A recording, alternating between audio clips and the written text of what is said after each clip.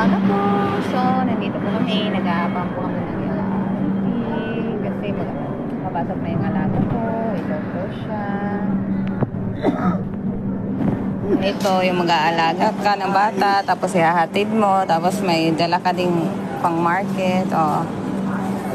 Katapos nito, i-shop ko lang siya sa school. Tapos pupunta na ako sa market. Ganito po yung buhay ng OFW dito sa Hong Kong. After maghatid yung bata sa school, syempre magmamarket, paglilinis ng bahay.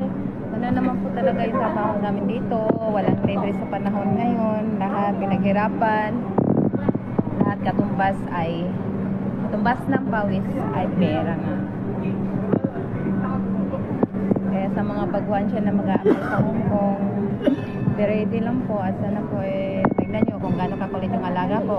Pag nag-ano talaga ako ng hair clip sa hair ko, wala, tinatanggal niya talaga. Ganyan siya. Kasi nga, ano naman, babae nga, pero maiksi yung buhok niya.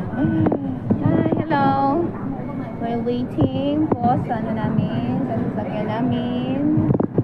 Kasi pupunta kami ng school niya. So, today is Thursday at may typhoon nga, typhoon 1. Ingat po tayong lahat po. God bless. Bye.